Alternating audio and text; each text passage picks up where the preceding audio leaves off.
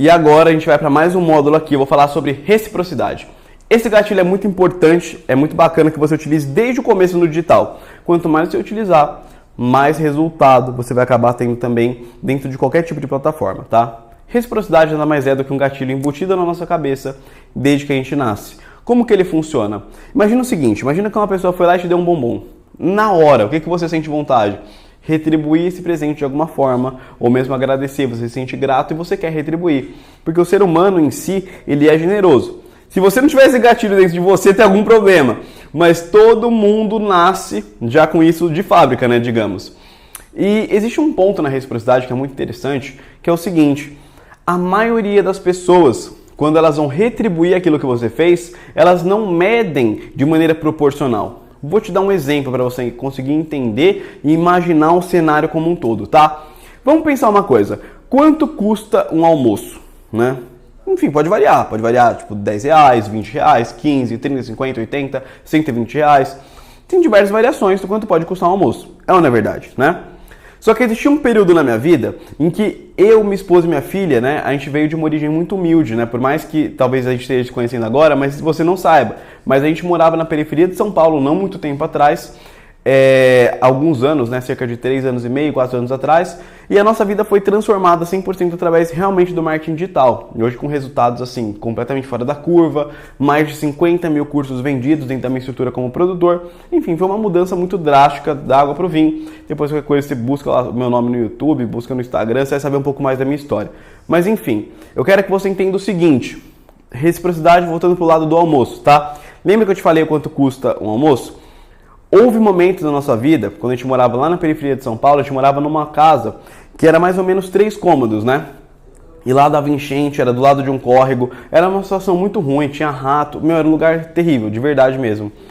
E o que acontecia era que muitas vezes a gente não tinha o que comer. Essa é a realidade. Ou eu, a minha esposa e a minha filha. E na maioria das vezes, pra gente comer, a gente tinha aqui na nossa vizinha, que era a avó da minha esposa, a gente era vizinho de parede, né? A gente alugava aquela casa pequenininha, que era o que dava pra gente pagar. Não sei se você conhece São Paulo ou sabe quanto custa os aluguéis aqui, mas é uma das regiões mais caras. Acho que é uma das mais caras do Brasil, né? Acho que tem umas regiões do Rio de Janeiro que são mais caras, mas São Paulo tá entre a top 3 pelo menos. E pra você ter uma noção, lá onde a gente pagava aluguel era R$350. R$350. Imagina como que era essa casa dentro de umas regiões mais caras nesse valor. Era terrível, né? E a gente não tinha dinheiro para comer. Nessa época eu não tinha nem emprego direito. A gente vendia coisas de porta em porta, né? E a avó da minha esposa, quando a gente não tinha como almoçar, ela era educada, né? Ela era gentil. Ao invés de ficar falando, vocês não têm o que comer, vem aqui, ela chamava a gente para almoçar de uma maneira educada, como se fosse só por educação mesmo, sabe? E muitas vezes a gente ficava sem graça, ou eu, a minha esposa, e aí só minha filha comia, ou então só minha esposa comia. E teve até uma época que eu acabei trabalhando no telemarketing, e lá eu ganhava mais ou menos R$900 por mês, e foi uma outra época muito turbulenta nas nossas vidas, né? Minha filha na época, se não me engano, estava com mais ou menos uns 3 ou 4 anos, e foi uma época muito conturbada. E nesse período, o que acabou acontecendo foi que por muitas vezes a gente só tinha o que comer porque ela realmente dava alguma refeição pra gente. E várias vezes a minha esposa ia lá à noite, quando eu voltava do telemarketing, falava que ia jantar, mas que ia jantar em casa. Pegava um prato de comida, levava pra nossa casa, e aí ela pegava aquilo ali, guardava, transformava na marmita que eu ia levar pro trabalho no outro dia. E olha que doideira. Quando eu levava essa marmita pro trabalho, eu não tinha R$2 lá aqui no centro de São Paulo, era R$2 para usar o micro-ondas para esquentar. Então o que eu fazia? Eu colocava lá na mochila, não tinha esse dinheiro para esquentar, só que eu entrava 11 horas no trabalho. Geralmente esse horário aqui no Brasil, né, já tá um sol do caramba. E o que acontecia? Como eu ia de mochila, a marmita ia esquentando. Eu demorava quase 2 horas, né, de condução para chegar até lá, mais um trechinho que eu andava. Então eu ia com a mochila no sol, ela dava uma esquentada. Na hora do almoço ela ficava fria, mas não tanto, porque eu não tinha aqueles R$2 para esquentar realmente a comida, né?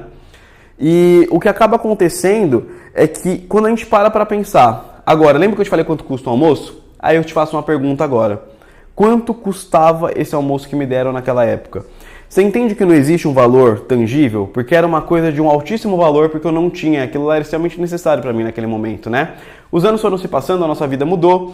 Hoje, assim, a gente conseguiu dar uma vida maravilhosa para a avó da minha esposa também. A gente tirou ela daquele lugar. Não só a nossa vida foi transformada, mas também a da nossa família. A gente tirou ela de onde ela morava. Hoje ela mora numa casa bacana, num bairro legal aqui em São Paulo também, bem próximo da nossa residência. Enfim, foi o meu modo de trazer a reciprocidade, de trazer um pouco da alegria que eu sentia quando ela me ajudou, quando eu precisava de ajuda. Foi desproporcional pra caramba, não foi? Lembra que eu te falei quanto custa o prato de comida? Foi desproporcional. Só que eu me senti na obrigação de fazer com que ela se sentisse da maneira como eu me sentia na época, que era totalmente grato, porque aquilo mudava o meu dia. Então eu pensei, putz, eu vou mudar o dia dessa pessoa também, entendeu? Então, muitas vezes, a reciprocidade faz com que você entregue mais do que aquilo que você recebeu. E como você vai agir com reciprocidade com os seus clientes no marketing digital? É muito simples.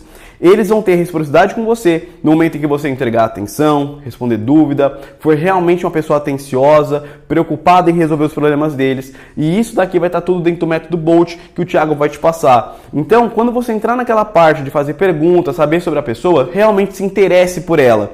Porque a reciprocidade que ela vai estar dando para você não é somente a questão de te achar uma pessoa legal, mas ela vai te remunerar financeiramente comprando o seu produto. Porque ela vai pensar, caramba, ele foi tão atencioso comigo, então vale a pena comprar o produto, porque realmente ele é um representante daquilo que ele está conversando e ela já sabe que vai cair alguma comissão para você. E as pessoas não ligam. É igual quando você vai no restaurante e o garçom é super atencioso com você. Você liga de ter que pagar os 10%? Provavelmente não. Você só liga quando a pessoa é chata pra caramba, né? Ou quando você tá meio liso. Aí você liga de dar essa comissão. Mas o ponto principal é que a maioria das pessoas no seu estado de espírito normal é extremamente generosa. Então, ative a reciprocidade, fazendo com que as pessoas ao seu redor sintam a vontade de retribuir a maneira como você é gentil, educado e dedicado. É assim que você consegue construir relacionamentos e a base de qualquer estrutura de vendas é você se relacionar bem com pessoas. Esse é um dos gatilhos que eu considero um dos mais importantes, porque todo mundo vem com ele de fábrica.